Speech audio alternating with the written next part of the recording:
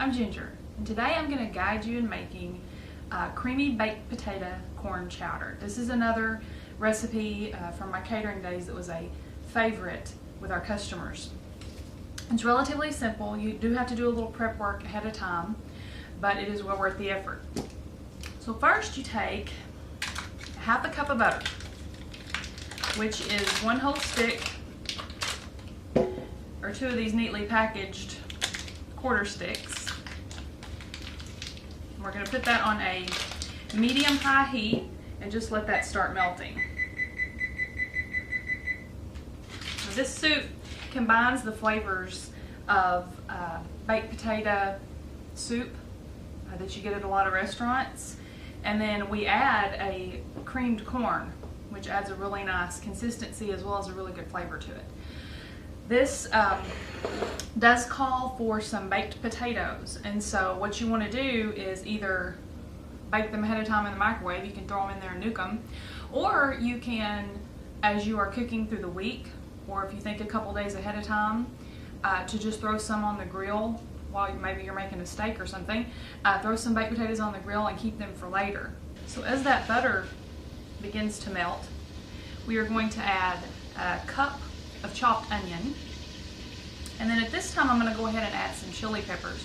Now you can use a canned chili pepper, which is the little chopped green chilies, just the little 4-ounce can, but I'm going to use fresh that I had frozen from my garden last year. It's a Thai hot chili pepper, so it has a lot of heat. I'm only going to use 4 of those, and so I'm going to go ahead and put those in. If you're using the canned chilies, you do not want to add those at this point. You just want to add your onions into the butter and allow that to soften. But since I'm using fresh peppers, then we want that to saute along with our onions in the butter to allow them to get good and soft. And I did not chop those onions exceptionally fine, or the peppers either, because we're going to zhuzh them. We're going to use an immersion blender and make them nice and smooth as soon as they get softened.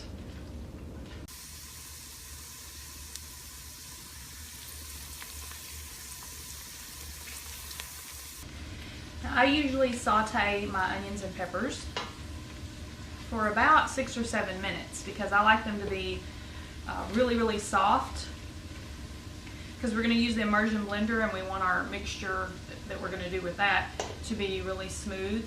I'm not a fan of biting into an onion. I do like the taste of onion. I like the flavor, but I do not want to bite into a hunk of onion. So this recipe actually calls for it to be blended, but I go the extra step and make sure that those onions are extra soft so they get into a nice smooth consistency. Now typically when you saute peppers and onions, you want the onions to turn translucent so that you can tell that they're cooked and ready for the next step. So now we're going to turn the heat down just a little, and we're going to add 4 tablespoons of flour. This will thicken that mixture, of course. We will just cook that for about a minute together. You do want to stir this after you add the flour. It will stick to the bottom of your pan, and it will make a big scorched mess. So I've done it before. So we do want to stir that and make sure that that flour gets cooked. We do not want a raw flour taste in our soup. That's typically anytime you're making a roux of any type with flour or gravy, anything, you want to saute that flour in your oil, your grease, your butter, so that it gets that flour taste out. You do love the thickening agent of flour, but you don't want the flour taste. And that has cooked for about a minute. So now I'm going to take our container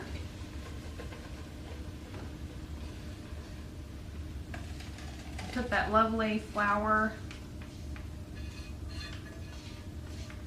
onion, and pepper mixture in there.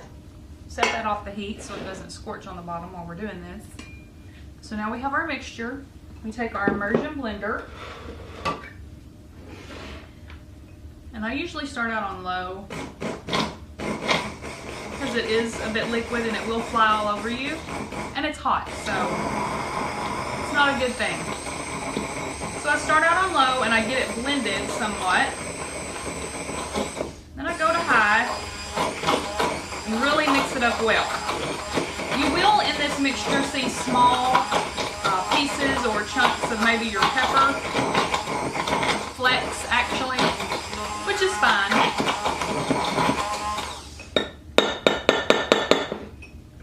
Make sure I got my onions blended. Okay. So now we'll just put this mixture back into our pan. It's very loud. I'm going to use this to scrape it off. We want all that yummy goodness back in our pan. I don't want to leave any on our blender.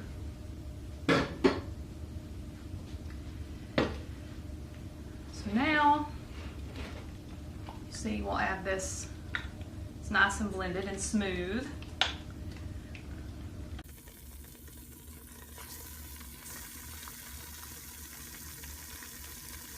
So now we will add 4 cups of chicken broth to our roux mixture. Peppers, onions. And you can use chicken broth, canned chicken broth. You can use fresh chicken broth that you've made. You can use the chicken base mixed with water, which is what I did. I didn't have any frozen today, any of my chicken broth. So we add that together. And we're going to leave this on medium, low medium heat and add the rest of our ingredients. So you add 4 cups of chicken broth to that, and we're going to add 2 cans of cream style corn. This is just regular cream style corn, nothing special about it. 2 cans of that, and that will also help to thicken this soup and adds a nice flavor to it as well. Kind of an unexpected. We normally in restaurants you'll see the baked potato soup, or there's lots of recipes for baked potato soup, and I love those as well, but this adds a nice extra little flavor. It's unexpected. So we'll add that, and we're going to add a teaspoon of pepper and a teaspoon and a half of salt. We like our seasonings. We add that to the mixture.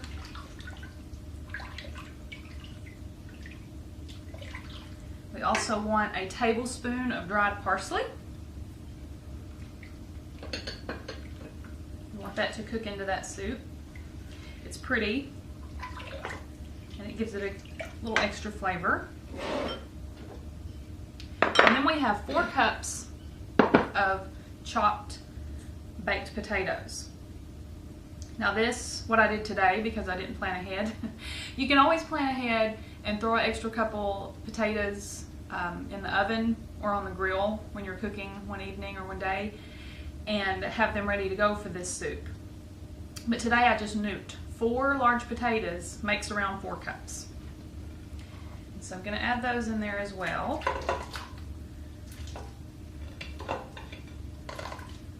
And as you see, my chopping is not very uniform, but that's okay. It cooks down into the soup anyway. Right. So we will allow this to simmer for just a little bit before we add our cheese, bacon, and half and half.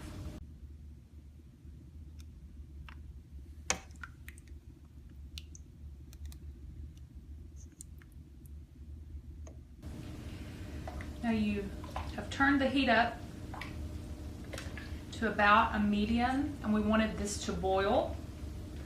So you let that come to a boil and you stir it really often while you're allowing that to happen. because again, it will stick on the bottom of the pan. We have a lot of thick, creamy things in this soup that have a tendency to hang on to the bottom of the pan. So that has come to a boil. We've stirred it, we've kept it loose on the bottom, and now we're going to reduce the heat down to a simmer. And we're going to add three or four tablespoons of bacon bits. Now this is 4 strips of bacon that I cooked and chopped. And you can of course use the packaged in the store, but today I went ahead and cooked my own. The actual recipe calls for 3 tablespoons, but the more bacon the better in my mind. So that's about 4 tablespoons. I typically think a slice of bacon is about a tablespoon. So I usually cook about 4 slices to go in this. And that's another easy thing you can do ahead of time. As you're cooking breakfast one morning, chop up some extra bacon and then throw it in the fridge and let it sit until you're ready to make the soup. And so now we're going to add a cup of cheddar cheese. So we allow that to simmer for about 5 minutes with those bacon bits and that cheese in there. And after that has simmered, we will add a cup and a half of half and half. Now you certainly don't have to use half and half, you can just use milk. But if you do that, your soup won't be nearly as creamy and thick.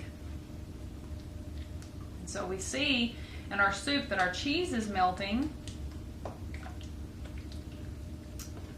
And I'm going to go ahead and add half and half. We'll stir that in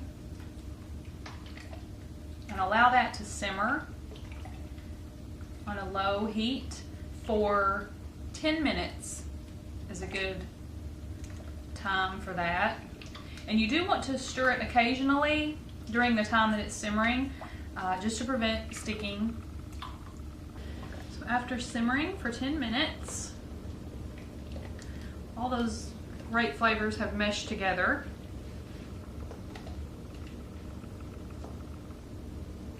And it's ready to eat. Dish up a bowl here, or a mug. See that beautiful parsley in it, and the bacon bits, and the potatoes. Let that cool for just a minute while I grab a spoon. So this has just a little bit of heat from those chili peppers. And if you use the canned green chilies, they're not going to have quite as much heat. So you might watch, if you use a fresh pepper, you might not want to feed this to children or anyone who has who's susceptible to eating hot things. Some people can't handle heat like that, heartburn and such. This is really good also to eat with cornbread, of course, or a nice crusty bread, or just crackers.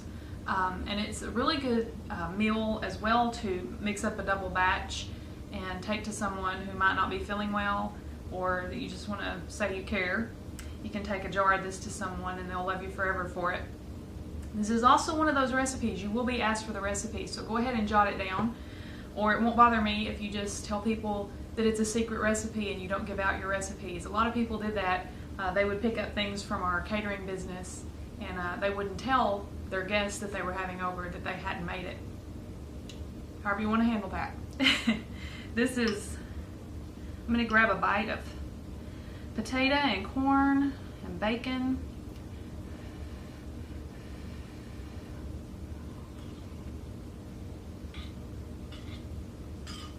And it was delicious. You will love this soup.